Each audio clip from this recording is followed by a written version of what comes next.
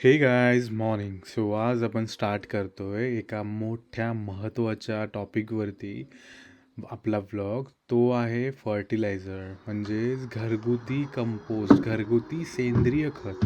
तर मी आता चेकआउट करतोय माझ्या डस्टबिनमध्ये घरामध्ये काय काय आहे ते बघितलं आहे. थोडंसं बाहेर आलो आहे आणि बघतोय तर इकडे बकेट्स आहेत, वॉश करून ठेवले आहेत. दुसरं बकेट, बादली आणि इकडे छोटं मोठं आणि हे आहे बादली, जे की आपण फायनली घेणार आहे. थोडं खराब झालं आहे, त्याचा यूज पण होणार नाही आहे, त्यामुळे मी हे घेतो आहे. सो फायनली हे घेतलेलं आहे मी, ज्याला बादली बकेट बोलू शकतो, आणि याच्यामध्ये आपण ते फर्टिलायझर बनवणार आहे. So let's go find out अजून काय मिळतं आहे आपल्या घरामध्ये.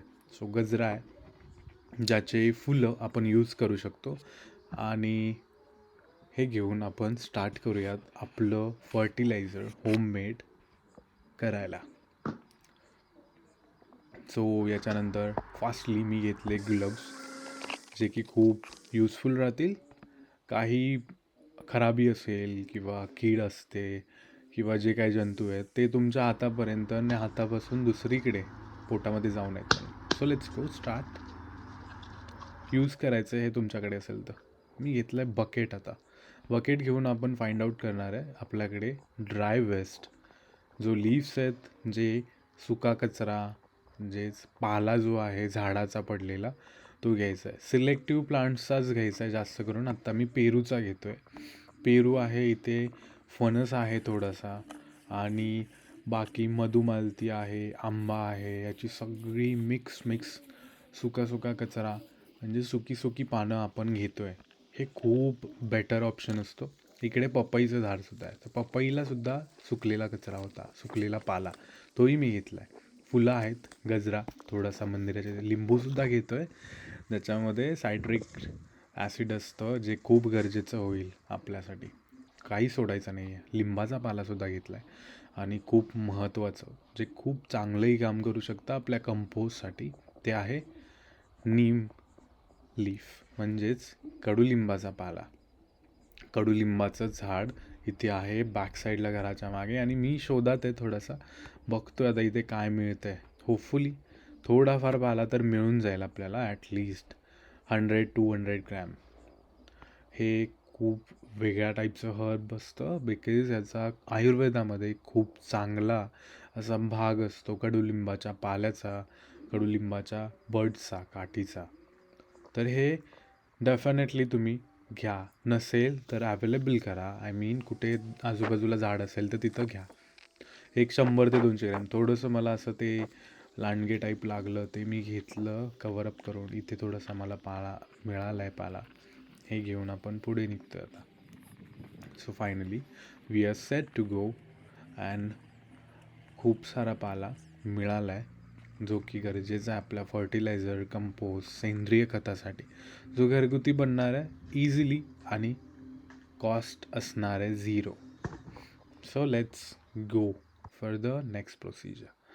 सो इथे बकेट आहे. सो हे जे बकेट आहे, तुमच्याकडे कोणतंही बकेट, बादली, कोणताही असं प्लास्टिकचं भांडं, ते घ्यायचं आहे आपल्याला. आता हे जे फूल आहे, गजरा, त्याच्यामधलं हे प्लास्टिक काढायचं आहे मात्र. असं नाही की तुम्ही घेतलं आणि फेकून दिलं. हे युजलेस होईल, बिकॉज ते खराब नाही होणार आहे. ठीक आहे, ॲज इट इज प्लास्टिक तसंच्या तसं राहणार आहे, आणि तेच आपण टाकणार आहे. त्यामुळे त्याने खूप प्रॉब्लेम्स होतात. मातीमध्ये केमिकल्स असतात, ज्याच्यापासूनच बनतं ते. काय मिक्स आउट करतात हे लोक, त्यामुळे ते प्रॉब्लेम्स होऊ शकतात. त्यामुळे आपल्याला सेफली ह्या गोष्टी थोड्या बघून घ्यायच्यात व्यवस्थित. सगळं मी एक एक करून प्लास्टिक काढलं, आणि आपलं लास्टली मेन गजरा, ज्याला फक्त फुलंच आहेत, तीच घ्यायची आहेत. एकाच वेळेला राहिलं तर तुम्ही चेकआउट करा, बिकॉज खूप मेजर पार्ट रन करतं हे प्रोसेसमध्ये. सो सगळे धागा वगैरे, तो सुतळी धागा आहे, सुताचा धागा असल्यामुळे तो आपण इझिली घेऊ शकतो. There is no doubt. Okay, so next dustbin. डस्टबिनमध्ये खूप सारा कचरा आहे. ड्राय वेस्ट आहे, वेट वेस्ट आहे, त्याच्यामध्ये फुगेसुद्धा आहेत, प्लास्टिकसुद्धा आहे. सो ते आपल्याला घ्यायचं आहे काढून. फुगे वगैरे असेच टाकायचे नाही आहे. तुमच्याकडे वेळ नसेल, थोडासा वेळ काढा किंवा ज्यावेळेला तुम्ही किचन वेस्ट बाजूला करता त्यावेळेलाच ते बाजूला करून घ्या. जसं आता साबण आहे, साबणाचं पॅकेट आहे, ह्या गोष्टी ह्याच्यामध्ये आल्याच नाही पाहिजेत. बिकॉज आपण ऑर्गॅनिक वेकडे जातो आहे, ऑर्गॅनिक पाथ सिलेक्ट केला आहे, ज्याच्यामध्ये सेंद्रिय खत आहे आपलं. आता मी त्याच्यामध्ये बऱ्यापैकी काढलं आहे. आता मी बादलीमध्ये बकेटमध्ये टाकून घेतो आहे. आणि जो काही कचरा आहे, जसं हे केकचा प्लास्टिक बॅग आहे, प्लास्टिक कवर आहे, तो काढला. छोटे मोठे चॉकलेटचे टॉफीचे कागद आहेत, ते सुद्धा काढा. बिकॉज ते खराब नाही होत. ते ॲज इट इज प्लास्टिक त्याच कंडिशनमध्ये राहणार आणि ते युजली मातीमध्ये जाऊनसुद्धा ते खराब नाही होणार. त्यामुळे विनाकारण झाडाला इजा होईल असं काही करायचं नाही आहे. खूप इझी आहे प्रोसेस, जास्त वेळ नाही लागत, मॅक्स टू मॅक्स 15 ते 20 मिनटे. आणि तुम्हाला यूज टू झाल्यानंतर तुम्ही इझिली ते करू शकता. हे पण पॅकेट आहे बघा, हे पॅकेट्स असे ठेवायचेच नाही आहेत आपल्याला. फक्त सुका कचरा घरामध्ये जे आपलं असतं, जसं की अंड्याचं शेल आहे, तुम्ही चहाची बुक्की आहे, साल आहे काकडीची, बटाट्याची, कांद्याची साल, भाजीचे साल, भाजीचा जो एक्स्ट्रा पार्ट असतो जो आपण घेत नाही, कोणतीही भाजी असू देत XYZ, फक्त एवढं मात्र लक्षात ठेवा त्याच्यामध्ये कीड नको. आणि बनानाचा जो कवर आहे, म्हणजे केळीचा जो कवर आहे, तो खूप चांगलं काम करतो. पोटॅशियम असतं त्याच्यामध्ये, त्यामुळे ते तर मस्ट आहे. काही असे फ्रूट्ससुद्धा असतात, काही असे असतात ज्यांना आपल्याला खरंच घ्यायचं आहे. हा पपईचा पाला आहे, जो की थोडासा चुरून घ्यायचा आहे. अशाच प्रोसेसमध्ये आपल्याला फोकस करायचा आहे. बाकी मग मिक्स पाला आहे, ज्याच्यामध्ये लिंबाचा पाला आहे, आपलं जे सरबती लिंबू असतो त्याचा पाला आहे. जसं मी म्हटलं मगाशी, पेरू आहे, फणस आहे, मधुमालती आहे, त्याचबरोबर थोडंफार बेलाचं पण आहे. तिथे सगळी झाडं आहेत. नारळाचा थोडा असं जर मिळालं तुम्हाला तर घेऊ शकता. फक्त त्याच्यावरती काही कीड नसावी हे फक्त फोकस ठेवा. लिंबू जो मला मिळालेला तो पण आपण घेतला आहे. ह्याला नंतर आपण कट करून ह्याच्यातून ते लिक्विड काढणार आहे, म्हणजे त्याचा रस काढणार आहे, तोही टाकायचा आहे. थोडासा खराब झाला आहे त्यामुळे मी घेतला आहे. ह्या गोष्टी जसं आत्ता पाहिला तुम्ही बघताय, थोडं चुरून घ्यायचं म्हणजे मिक्स होईल प्रॉपरली. असं नाही की तुम्ही डायरेक्ट डम केलं ह्याच्यामध्ये बकेटमध्ये तर होणार काय, थोडंसं त्याला जी प्रोसेस आहे ती खूप स्लो होऊन जाईल. जी कुजण्याची प्रोसेस आहे, जी कंपोस्ट स्टार्ट आउट होणार आहे, त्याला खूप प्रॉब्लेम होईल. ते खूप टाईम घेऊ शकतं तुमचा. तर अप्रॉक्सिमेटली आपण 30 to 40 डेजमध्ये चेक करणार आहे कसं रेडी होणार आहे. आणि मेन पॉईंट असणार आहे, आता बघा बटाटासुद्धा मम्मीने आणून दिला मला. बटाट्याचे चिलखेत, बटाट्याची साल ही सुद्धा ॲड ऑन करतो आहे आपण. सो ओला ड्राय म्हणजे ओला आणि सुका कचरा, वेट अँड ड्राय वेस्ट जो आहे तो आपण ॲड ऑन करणार आहे. सो खूप इझी राहतं, जास्त काही असा तामझाम नाही आहे. फक्त फोकस असा राहणार आहे आपला की काही दिवसानंतर अधूनमधून आपल्याला ते चेकआउट करायचं आहे, जे बकेट आपण पॅक करणार आहे ते. आणि त्याच्यामध्ये आपल्याला हे करायचं. आता मी माती घेतलेली आहे आणि त्याच्यामध्ये थोडंसं कंपोस्ट आहे. सो हे कंपोस्ट आपण ॲड ऑन करतो आहे. माझ्याकडे आत्ता थोडंसं होतं, मी हे ॲड करतो आहे. 200 ते 250 ग्रॅमच्या आसपास असेल. तर हा पूर्ण नाही आहे आणि मी दाबलासुद्धा नाही आहे जास्त. त्याच्यामध्ये ॲड ऑन करायचं आहे आणि हे मिक्स करून घ्यायचं आहे व्यवस्थित आपल्याला. सो आता लिंबू घेतो आहे मी. लिंबाला कट करून घ्यायचा आहे. लिंबू कट केला आहे आणि त्याच्यामध्ये पिळणार आहे मी. आणि असं नाही की पिळला लिंबू आणि बाकीचा जो वेगळा एक्स्ट्रा कवर आहे, जो साल आहे, ती फेकून द्यायची.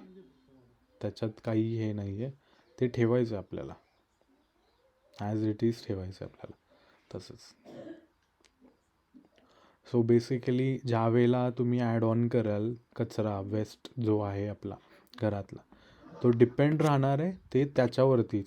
सपोज आपण एक शेल घेतो आहे, म्हणजे अंड्याचं जे कवर असतं ते जर आपण यूज करतो आहे तर त्याला कुजण्यासाठी खूप टाईम जातो. सो हे पिन पॉईंट आहेत जे तुम्ही यूज करणार आहे आणि फॉलो करणार आहे. सो आता स्प्रे घेतला आहे मी, पाणी मारण्याचा प्रयत्न माझा चालला होता, बट थोडंसं खूपच स्लो होतं आहे. त्यामुळे त्यांनी काही युजफुल नाही आहे. मी खोलला पूर्ण आणि वरूनच पाणी टाकलं. तर हे अप्रॉक्सिमेटली 900 mlचा हा स्प्रे आहे, स्प्रे बॉटल. त्याच्यातलं पाणी मी पूर्ण टाकलं आहे आत्ता, की ड्राय राहिला ना तर त्याच्यामध्ये ती प्रोसेस होणार नाही. ती प्रोसेस होण्यासाठी थोडं पाणी तुम्हाला लागेल. सो युजली गुळाचं पाणीसुद्धा तुम्ही ॲड करू शकता. परत नॉर्मली चहा जो असतो राहिलेला तो, आता ही काठी आहे आणि आपण व्यवस्थित मिक्स करून घ्यायचं आहे, हलवून घ्यायचं आहे आणि खालीसुद्धा जाईल. ज्या कारणाने म्हणजे असं मिक्स केल्यामुळे हे प्रॉपरली होऊ शकतं कंपोस्ट प्रॉपर आणि इझी राहील. सो इन बिटवीन ज्यावेळेला आपण हे पॅक करणार आहे, जसं मी म्हटलं, तर अधूनमधून आपल्याला चेकआउट करायचं आहे. जर पाणी कमी असेल तर पाणी ॲड ऑन करायचं आहे. असं नाही की तुम्ही ठेवून दिलं 30-40 दिवस आपण फॉलोअप करतो आहे, तर फॉलोअप घ्यायचा आहे. 5-6 दिवसामध्ये पाणी कमी येतं. ज्यावेळेला आत्ता आपल्याला असा अंदाज आला, तर काही दिवसानंतर तो जो प्रोसेस आहे ती आपल्याला समजल्यानंतर त्यावेळेलाच आपण एवढं पाणी ॲड करू शकतो. सो आता हा जो कवर आहे तो मी ॲड केला आहे. वरती आपण हा प्लास्टिकचा जो बॅग आहे, माझ्याकडे हा प्लास्टिकचा कवर होता तो मी ॲड करतो आहे. काय होणार आहे, ज्यावेळेला तुम्ही ओपनली ठेवाल त्यामुळे त्याच्यामध्ये किडं वगैरे जाऊ शकतात, जंतू जाऊ शकतात बाहेरचे. एक्स्ट्रा जे इन्सेक्ट्स आहेत ते जातात. त्यामुळे घाण वास येऊ शकतो आणि खूप अशी चिकचिक होऊ शकते. जशी युजली कचऱ्याच्या बाजूला असते ना, माशा वगैरे त्या टाईपमध्ये. हा मी एक्स्ट्राचा जो पार्ट आहे तो तसाच ठेवतो आहे आणि आपण फायनली हे दाबण आहे माझ्याकडे, त्यांनी आपण होल करणार आहे. सो होल करायचं काय, तर एक्स्ट्रा जी एअर आहे ती थोडीशी बाहेर गेली पाहिजे आपली ह्याच्यातली. कारण आतमध्ये कुजण्याची प्रोसेस चालू असणार आहे, बट ते कंपोस्टसुद्धा बनणार आहे, ते व्यवस्थित बनलं पाहिजे. त्याच्यामध्ये जर किडं वगैरे झाले, स्मॉल इन्सेक्ट्स जे असतात, टायनी टायनी इन्सेक्ट्स असतात, ते जर त्याच्यामध्ये जनरेट झाले किंवा त्यांचं बनणं चालू झालं तर ते खूप खराब होऊ शकतं. असं नाही की तुम्ही बनवताय म्हणजे, तर एकदा दोनदा आपण ज्यावेळेला बनवू ह्या प्रोसेसने त्यावेळेला तुम्हाला आयडिया येईल. तर असे होल करून घ्यायचेत ज्याने थोडं व्हेंटिलेशन राहील. सो फायनली आता तर एवढंच. आपण हे 30 ते 35 दिवसांनी चेक करणार आहे. सो स्टे ट्यून गाईज आणि बघूयात काय होतं आहे.